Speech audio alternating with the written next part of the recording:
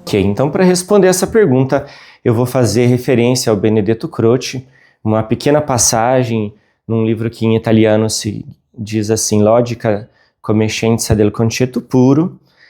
Foi citado já, eu gosto desse filósofo brasileiro que morreu recentemente, né? Ele já fez isso uma vez falando na filosofia.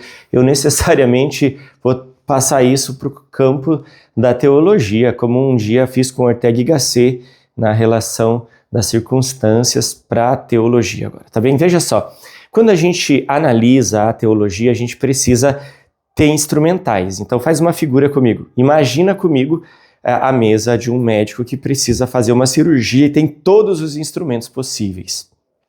Veja, já estou fazendo com você um exercício de imaginação. A teologia não tem instrumentos próprios, a não ser o dado revelado, aquilo que o Filho, quando se encarnou, falou de si, falou do Pai. Quando a teologia vai desenvolver aquilo que é próprio seu, então ela precisa de um instrumento. Ela se serve do instrumental que é próprio da filosofia. Olhando para essa mesa do médico ali, você sabe que tem coisas que são boas, tem coisas que não servem, então se você for usar esses instrumentos, você pode estragar a cirurgia. Da mesma forma, se servir do instrumental filosófico e inadequado para fazer a teologia, acaba levando a isso. E a gente vê que, infelizmente, muitas pessoas acabaram relegando a teologia a um campo do instrumental da filosofia insuficiente. Tá bem, então o que o Benedetto Croce diz? Ele diz assim, o proposto da atividade lógica são as representações ou intuições. Se o homem não representasse coisa alguma, não pensaria, e se não fosse espírito fantástico, não seria também espírito lógico.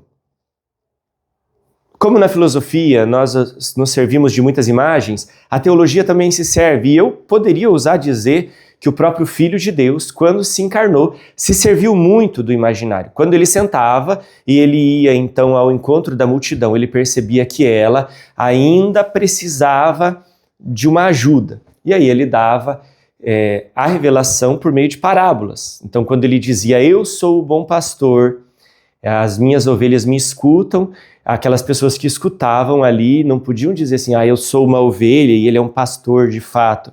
É claro que então elas imaginavam que ele estava fazendo, por meio da parábola, um recurso do imaginário. A capacidade de imaginar lhes dava a possibilidade de fazer certas analogias. A filosofia nos dá isso para constatar aquilo que o Senhor revelou, mas é preciso ir além, superar essa imagem, superar essa figura, para daí sim você reduzir a conceitos que são teológicos, tá bem? É muito curioso, por exemplo, quando alguém se propõe a refutar Deus e ele quer ficar apenas no campo da filosofia, ele acaba relegando a reflexão dele à insuficiência, porque ele refuta o Deus da filosofia e a probabilidade desse Deus não existir é grande, apesar de que se a gente depois faz um passo maior, a gente percebe que não existe como negar a existência de Deus na filosofia, sabendo que na teologia ele se revelou. Tá bem, é uma questão um pouco mais complicada. Eu me recordo, assim, de um podcast que o padre José Eduardo fez ou comentou a respeito de um filósofo aí que dizia ter refutado de Deus porque ele usou a lógica. A lógica é a capacidade, uma possibilidade de constatação da realidade, mas não a única. Por quê? A lógica não é capaz de esgotar todas as possibilidades. A partir do momento que o Senhor se revelou, a teologia ela usa sim a capacidade da razão para chegar até Deus e, portanto, por meio da constatação, por meio da análise, a gente pode chegar a Deus. Então, quando a gente fala que Deus é bom, que Deus é belo, que Deus é misericordioso, esse é um caminho para falar de Deus, mas estes não são, os atributos de Deus não são a estrada única. Aliás, ela é uma via que eu diria assim, ela não é asfaltada e ela não tem assim limite de velocidade liberado, porque você se bate com as realidades. Então, a mãe que perdeu o filho, como é que Deus é misericordioso, e aí as pessoas fazem confrontos daquilo que a gente entende por bondade, e aí a gente liga a afetos e várias outras questões, vários atributos que podem não ser necessariamente existentes naquele atributo de Deus, para falar de Deus. Então, aquilo que a gente considera bondade, às vezes, não é exatamente... É mais uma solidariedade humana do que bondade como natureza de Deus, por exemplo. Enfim, espero que eu consiga estar traduzindo isso para você. Por que eu estou dizendo isso? Porque quando a gente supera isso, quando a gente supera a via lógica, então Deus existe porque isso, porque aquilo, quando a gente supera a via da evidência, Deus existe porque se vê, né, o milagre, a constatação de outras coisas, é porque Deus está ali. Agora sim, esgotados todos esses possíveis meios, quando a gente vai falar de Deus, porque Ele se revelou no Filho, aí então, aquilo ali é o campo onde a gente vai falar sobre a existência de Deus, com quem queira conversar conosco sobre isso. Mas também estou disposto a responder qualquer outra coisa que ficar em aberto. Agora, assim, em síntese, eu vou formular aqui um parágrafozinho rápido e já te leio ele, porque às vezes eu vou muito longe, apenas discorrendo aqui. Bem, me propus a escrever aqui uma reflexãozinha rápida, tirando, colocando. Vamos ver se eu consigo te dar uma resposta organizada como texto. Assim, eu tenho feito esse propósito, eu gosto muito de falar longo, e aliás o vídeo até parece que é mais sedutor quando a gente fala, mas eu quero dar uma resposta um pouco mais organizada. E organizada a partir daquela citação do Benedetto Croce. Vamos comigo aqui, ó. Por fim, então, o que eu quero falar. Essa necessidade de uma formação simbólica e imaginativa na teologia reforça que a compreensão de Deus não se limita ao discurso racional, mas se realiza também através da dimensão poética e daquela testemunhal. Vamos acrescentar essa também.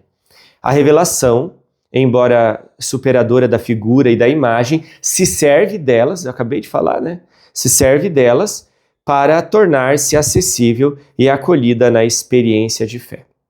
Então, como na exposição de Croce, a teologia também deve cultivar uma organização do mundo imaginário, que seja capaz de fazer sinais do invisível, possibilitando uma experiência de contato com o divino, que transcenda a mera explicação racional. Eu vou fazer isso agora na próxima parte do curso, quando a gente vai gastar boas horas em cima da passagem do deserto à Terra Prometida. Então nós vamos usar a imagem que a Sagrada Escritura nos passa e vamos olhar com o imaginário também, dentro dela, aquilo que o texto não contou, a reflexão que a gente vai tirar em cima disso para o progresso da vida espiritual, a gente vai fazer esse exercício. Então eu preparei o campo com esse imaginário aqui, para que a gente possa fazer bem aquilo. Eu te convido, procure aqui na playlist, você vai encontrar as outras aulas, você não pode perder isso, tá bem?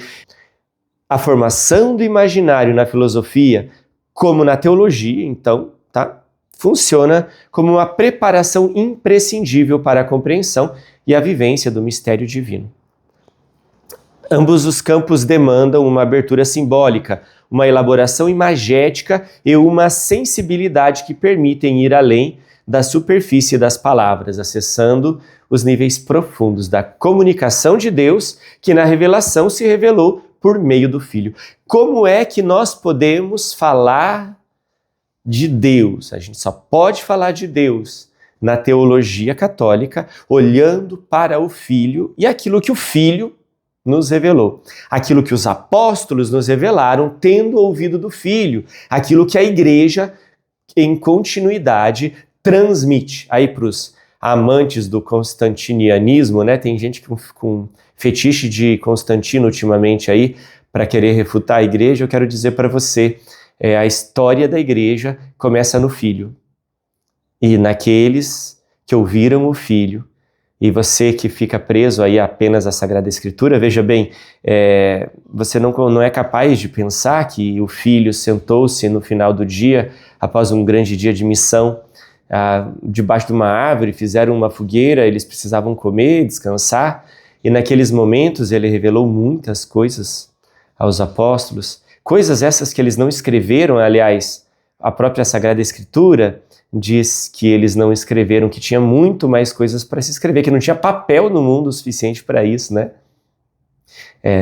E nessas coisas, os apóstolos, vivendo, até que foram, tirando João, todos eles eliminados por meio de um martírio de sangue, eles transmitiram isso àqueles que estavam nas suas comunidades. As suas comunidades, por sua vez, e aí a gente vai a patrística nos primeiros padres, os padres apostólicos. Então, se você não aceita os padres apostólicos, é difícil conversar com você, porque provavelmente você não está fazendo uso nem mesmo dos instrumentos lógicos, tá? Então, aqueles padres apostólicos comunicaram às suas comunidades, comunicaram tendo ouvido em primeira mão dos próprios apóstolos. E é muito desonesto pensar que alguém que morreu, martirizado, teria manipulado essa mensagem.